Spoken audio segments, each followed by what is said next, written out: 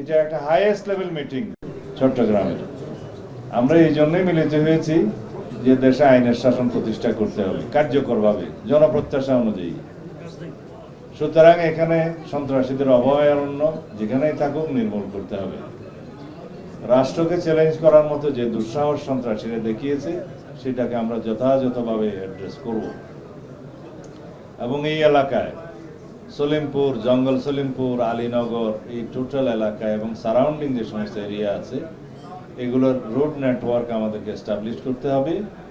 কিন্তু আমরা এখানে যারা বাসিন্দা যে কোনোভাবেই হোক তারা এখানে আশ্রয় নিয়েছিল, তাদের জন্য আমরা পুনর্বাসনের ব্যবস্থা করব এবং তাদেরকে কাউকেই উচ্ছেদ করা হবে না। আমরা এখানে সরকারি যে সমস্ত স্থাপনা করতে চাই, যে সমস্ত একাডেমি করতে চাই, সেগুলোর জন্য জায়গা নির্ধারণ করার জন্য আমরা আজকে ম্যাপ নিয়ে সমস্ত ডিপার্টমেন্টাল হেডদের সাথে আলোচনা করেছি এবং এগুলো বাস্তবায়ন কিভাবে করা হবে সেটা আমরা পরীক্ষা নিরীক্ষা করে দেখেছি। আমরা প্রাথমিকভাবে এখানে চট্টগ্রামের জেলখানা যে স্থানান্তর হওয়ার কথা বা এই যে লিং রোডের পাশে সেই জায়গাটা আমরা দেখেছি এবং আরও প্র্যাকটিক্যালি ভিজিট করার জন্য সংশ্লিষ্ট কর্মকর্তাগণ যাবেন।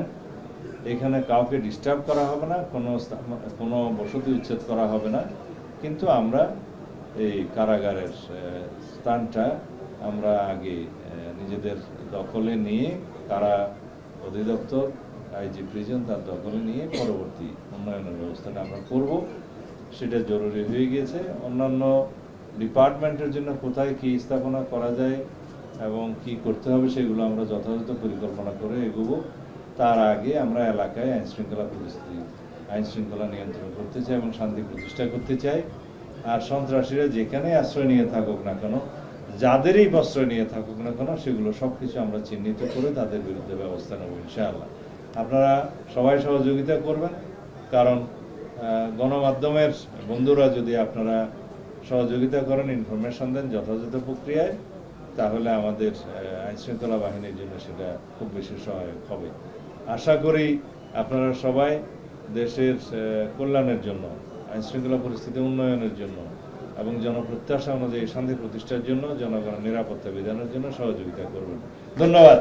মাননীয় মন্ত্রী, কনভেনশনাল পুলিশিং দিয়ে কি এটা সম্ভব হবে কিনা? জেলা প্রশাসক মহোদয় দুদিন আগে একটা গণমাধ্যমে বলেছেন তার নিজস্ব বাহিনী নেই, সেটা পুলিশ বাহিনীর মধ্যে একটা বিরূপ প্রতিক্রিয়া তৈরি করছে। এই জেলা প্রশাসক নিজেকে মানবিক দাবি করে পত্রিকায় প্রেস রিলিজ করেন। আসলে সরকার মানবিক না, একজন মানবিক। এই বিষয়টা জানতে চাই, পুলিশ বাহিনীর সাথে যে আমলাতন্ত্রের যে তফাৎটা তৈরি হয়েছে। কোনো তফাৎ নাই, আমরা প্রশ্নই বুঝি নাই। জেলা প্রশাসন, পুলিশ প্রশাসন সবাই সরকারের অঙ্গ এবং সরকারের পক্ষে সরকারের নির্দেশনা বাস্তবায়ন করে, এখানে কোনো ব্যবধান নাই। মাননীয় মন্ত্রী, কনভেনশনাল পুলিশিং দিয়ে অবশ্যই রাউজান, রাঙ্গুনিয়া, ফটিকছড়ি, বোয়ালখালী সবকিছু অ্যাড্রেস করা হবে। এগুলো সমন্বিতভাবে প্ল্যান হচ্ছে। এই রাষ্ট্রের বাইরে নাকি? খালাস, নেক্সট।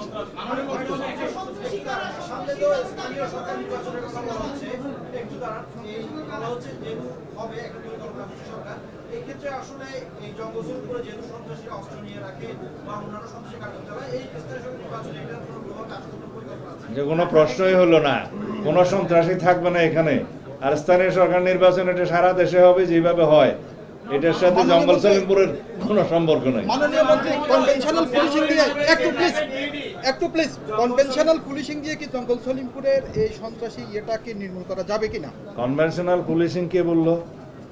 ঐতিহ্যবাহী পুলিশ, তার সাথে বিজিবি ছিল, র্যাব ছিল, মিলিটারি ছিল, অন্যান্য বাহিনী ছিল, হেলিকপ্টার সাপোর্ট নিয়েছিল, 4000 বাহিনী গিয়েছে।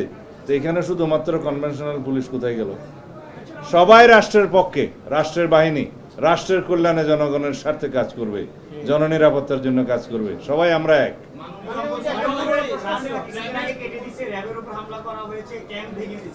এই যে আপনারা নিয়ন্ত্রণে নেওয়ার পর সন্ত্রাসী বাহিনীদেরকে সেখান থেকে উচ্ছেদ করার পর এই যে কার্যক্রমটা, সেটা এখনো বলছে তাদের এখানে অবাধ বিচরণ, তাদের আপনি বলছেন তালিকা হয়েছে, সেই সন্ত্রাসীদের তালিকা থাকে এখনো পর্যন্ত, তাদের বিরুদ্ধে কি ধরনের ব্যবস্থা গ্রহণ করছে এবং ভবিষ্যতে তারা এই ধরনের সাহস যদি দেখে সেক্ষেত্রে আইন শৃঙ্খলা বাহিনীর অবস্থান এবং তাদের সক্ষমতা নিয়ে কিন্তু প্রশ্ন থেকে যাচ্ছে।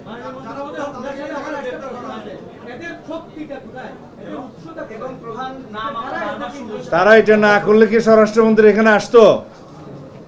তারা এটা দুঃসাহস দেখিয়েছে বলেই তো আজকে এখানে সমস্ত চট্টগ্রামের এবং রাষ্ট্রের সমস্ত শীর্ষ কর্মকর্তারা এসছে। আমরা রাষ্ট্রীয় বাহিনীকে যারা চ্যালেঞ্জ করার মতো, হামলা করার মতো দুঃসাহস দেখিয়েছে, তাদের আশ্রয়স্থল কোথায় দেখতে চাই এবং তাদের সর্বশেষ আস্তানাও আমরা নির্মূল করব।